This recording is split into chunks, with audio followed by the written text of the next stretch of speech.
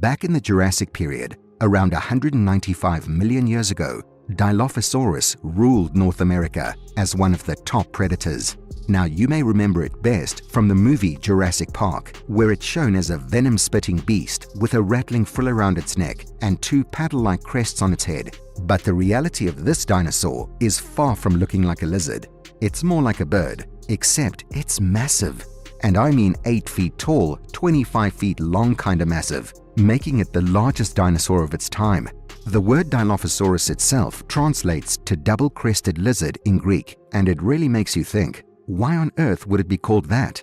Well, stick around and find out. Turns out it gets its name from the rather funny headgear it sported. Basically, two slender, bony crests extending from its snout to behind its eye socket. Although the actual shape of these crests remains uncertain because they were likely covered in keratin, the same material as rhino horns, it's believed that they were probably brightly colored and served as an attention-grabbing display for potential mates. There's even a possibility that these crests had inflatable air sacs on top, similar to modern birds, to make them look more handsome. But what's even more fascinating is that paleontologists have found that these crests and other bones were strengthened with air pockets arranged in a honeycomb structure. This unique design made the skeleton both robust and lightweight, allowing Dilophosaurus to achieve a larger size compared to other dinosaurs. Now rewind the clock back to the Late Triassic in Western North America, and most dinosaurs were no bigger than turkeys or eagles. But the Dilophosaurus wasn't there to fit in. It was way bigger than how it was shown in the movies. In fact, the largest ones weighed around 1,500 pounds, similar to an adult polar bear. In the early Jurassic era, when dinosaurs were becoming the big shots on land, Dilophosaurus stood out as one of the largest predators. Although not as massive as the later Tyrannosaurus and Carnosaurus, crossing paths with a Dilophosaurus would still have been a pretty serious threat for a human. What makes it even more unique is its longer and stronger arms compared to other large meat-eating dinosaurs like Allosaurus and Ceratosaurus. Even its legs were relatively longer. When scientists first stumbled upon Dilophosaurus skeletons, they thought it was related to the so-called carnosaurs like Allosaurus and Streptospondylus. They even filled in the missing pieces of the pelvis to match those animals. But as more well-preserved Dilophosaurus skeletons came to light, it turned out to have a pelvis anatomy that falls somewhere in between the Coelophysis-like creatures from the Late Triassic and the Allosaurus-like ones from the Late Jurassic.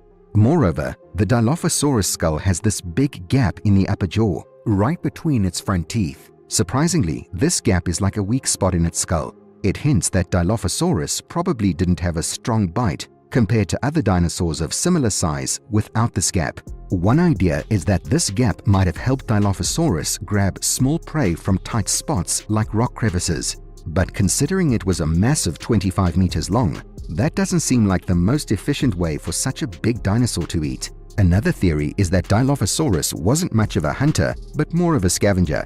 In this scenario, it would only need a bite force to rip meat from a dead animal, using its size to scare off smaller carnivores from their meals. So, that gap in Dilophosaurus's jaw might not be the key to understanding its eating habits after all. Even though there were other dinosaurs around that Dilophosaurus could have hunted, it's possible it used its sharp claws for hunting instead. The gap might have been handy for picking meat off bones, since Dilophosaurus could have struggled with crunching bones due to its weaker bite force. Interestingly, a smaller version of this gap is also found in an earlier dinosaur called Coelophysis. Some scientists think that Dilophosaurus and Coelophysis might be related, with Dilophosaurus possibly evolving from Coelophysis. But there are so many ways Coelophysis could connect to other dinosaurs that it's tough to pinpoint the most likely scenario. When they first found Dilophosaurus in 1942, they didn't have the head crests, so they named it Megalosaurus weatherilli. It took over a decade and another more complete discovery, one with those distinctive crests, to realize that they had a different dinosaur on their hands. But what's even more interesting is that they found 3 Dilophosaurus buddies together, hinting that these dinosaurs might have roamed in packs. Dilophosaurus now has its own special category in the dinosaur family, called Dilophosauridae. Now, what exactly made the Dilophosaurus so darn fierce? Well, it had some pretty cool features to help it catch prey and deal with other dinosaurs. but the most important weapon it had was its big, vicious jaws. The jaws and skull were quite big compared to its body, making up about 10% of its length. This gave it enough room for around 30 teeth, which were all long, curved, thin, and squished sideways. Each tooth had a bunch of small, sharp edges called serrations, with some teeth having over 70 of them on both sides. These serrations made it easy for the Dilophosaurus to slice through flesh, causing quick blood loss and death for the unfortunate animals it hunted. And hey, forget about the whole spitting venom thing you saw in Jurassic Park. This dino, despite being on the heavier side, had a fail-proof way of catching prey: speed. It came equipped with killer legs, a light body, and some cool fleshy air sacs in its spine. Those sacs helped it breathe like birds and crocs do. Now, if being fast, having a killer bite, and a decent size weren't enough to rule its turf, there's a chance this dinosaur was a team player. Yep, some scientists think it could have been a pack hunter. In fact, they found 3 dino buddies buried together. Yep, we know quite a bit about Dilophosaurus's life thanks to some cool finds in the American Southwest. In the 1940s, 3 of them were discovered pretty close to each other. Now, we're not sure if they lived together and died in the same spot, or if they got there by water from different places. However, it isn't likely that they formed packs of more than 3, because given their size, that wouldn't really be sustainable.